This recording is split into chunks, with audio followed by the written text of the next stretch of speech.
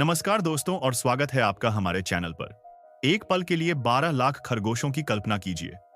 जी हां, एक, दो या 100 नहीं, बल्कि पूरे 12 लाख।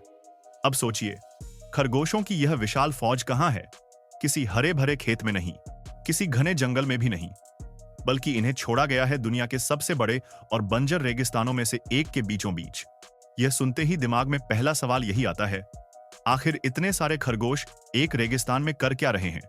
क्या यह कोई बहुत बड़ी गलती है, या प्रकृति पर एक सोचा समझा हमला, या फिर यह किसी ऐसे पागलपन भरे प्लान का हिस्सा है जो सुनने में ही नामुमकिन लगता है? लेकिन क्या हो अगर मैं आपसे कहूं कि यह कोई गलती नहीं, बल्कि एक ऐसा महाप्रोजेक्ट है जिसने विज्ञान को भी सोचने पर मजबूर कर दिया। एक ऐसा मिशन जहां इन 12 लाख खरगोशों को रेगिस्तान को खाने के लिए नहीं, बल्कि उसे फिर से जिंदा करने के लिए छोड़ा गया था। जी हां, आज हम चीन के उसी अविश्वसनीय चमत्कार की कहानी जानेंगे, जहां खरगोशों की एक फौज ने मौत के सागर कहे जाने वाले रेगिस्तान को एक हरे भरे नखलिस्तान में बदल दिया। इन छोटे से दिखने वाले जानवरों में ऐसी क्या ताकत छिपी थी? तो अपनी कुर्सी की पेटी बांध लीजिए, क्योंकि आज हम इस सदी के सबसे बड़े और अनोखे रहस्य की परतें खोलने जा रहे हैं। लेकिन आगे बढ़ने से पहले हमारी आपसे एक छोटी सी रिक्वेस्ट है कि अगर आप हमारे चैनल पर पहली बार आए हैं तो प्लीज इसे सब्सक्राइब जरूर कर लीजिए, और अगर वीडियो पसंद आए तो उसे लाइक करना मत भूलिएगा। रेगिस्तान की चुनौती, कुबुकी का अभिशाप। इस कहानी को समझने के लिए हमें सबसे पहले उस दुश्मन को समझना होगा जिससे चीन लड़ रहा था। यह दुश्मन कोई देश नहीं, बल्कि एक प्राकृतिक आपदा थी जिसका नाम है मरुस्थलीकरण, यानी रेगिस्तान का फैलता हुआ दायरा। हम बात कर रहे हैं चीन के कुबुकी रेगिस्तान की। यह दुनिया का 7वां सबसे बड़ा रेगिस्तान है और इसे मौत का सागर भी कहा जाता था। यह रेगिस्तान इतना खतरनाक था कि हर साल यहां से उड़ने वाली रेत की आंधियां बीजिंग जैसे बड़े शहरों तक पहुंच जाती थीं। इन तूफानों से आसमान पीला पड़ जाता था, उड़ानें रद्द हो जाती थीं और लोगों का जीवन अस्त व्यस्त हो जाता था। लाखों एकड़ उपजाऊ जमीन बंजर होती जा रही थी। चीन की सरकार के लिए यह एक बहुत बड़ा सिरदर्द बन चुका था। उन्होंने पेड़ लगाने की कई कोशिशें की, लेकिन तेज हवाएं और पानी की कमी के कारण ज्यादातर पौधे जिंदा ही नहीं बच पाते थे।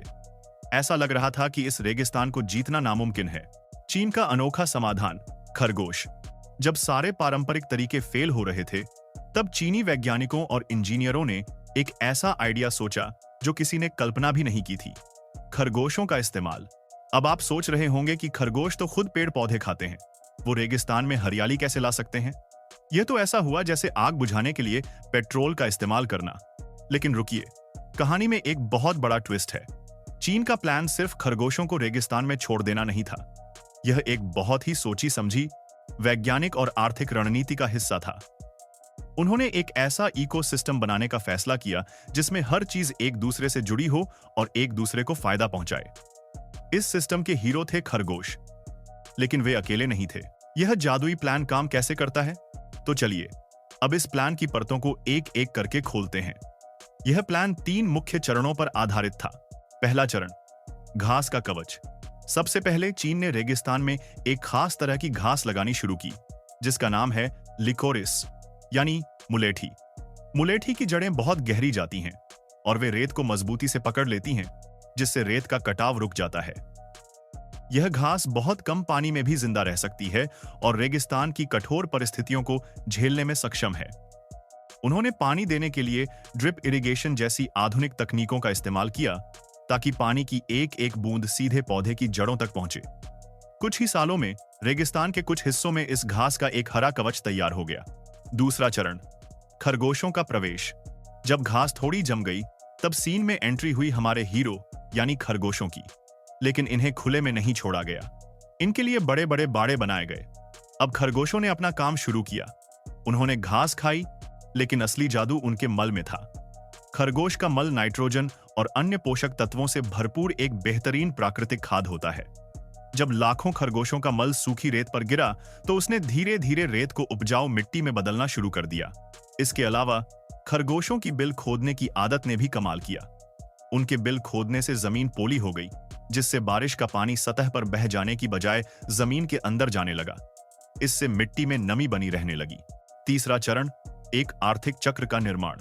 चीन ने इस पूरे प्रोजेक्ट को सिर्फ एक पर्यावरणीय मिशन नहीं, बल्कि एक आर्थिक मॉडल भी बनाया। उन्होंने खरगोशों को मांस और उनके फर ऊन के लिए पालना शुरू किया। इससे स्थानीय किसानों को रोजगार मिला।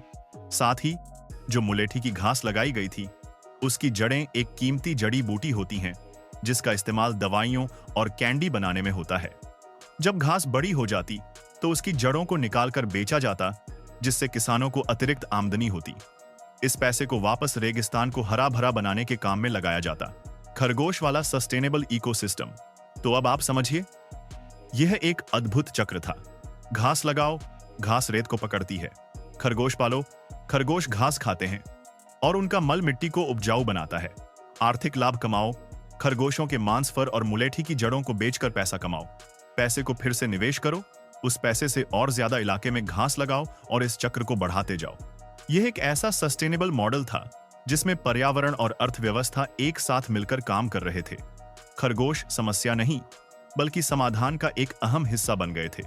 उन्होंने न सिर्फ जमीन को उपजाऊ बनाया, बल्कि स्थानीय लोगों के लिए रोजगार के अवसर भी पैदा किए, जिससे वे शहरों की ओर पलायन करने की बजाय अपने ही गांव में रहकर काम करने लगे। सफलता की कहानी और परिणाम। तो चीन को इस अनोखे प्रयोग से क्या मिला? परिणाम चौंकाने वाले थे।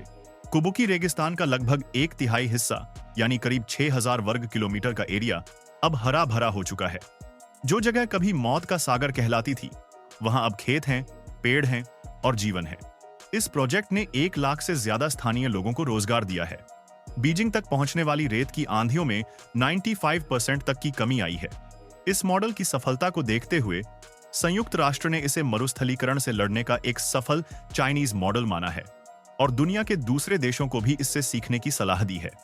यह इंसानी इच्छा शक्ति और सही रणनीति की जीत का एक जीता जागता सबूत है। चुनौतियां और आलोचना। हालांकि यह कहानी किसी चमत्कार से कम नहीं लगती, लेकिन इसकी कुछ आलोचनाएं भी हैं और अपनी चुनौतियां भी हैं। कुछ पर्यावरणविदों का मानना है कि एक ही तरह की वनस्पति पर बहुत ज्यादा निर्भरता लंबे समय में खतरनाक हो सकती है। अगर कोई बीमारी उस घास को लग गई तो पूरा का पूरा इकोसिस्टम ढह सकता है। दूसरी बड़ी चिंता खरगोशों की आबादी को लेकर है।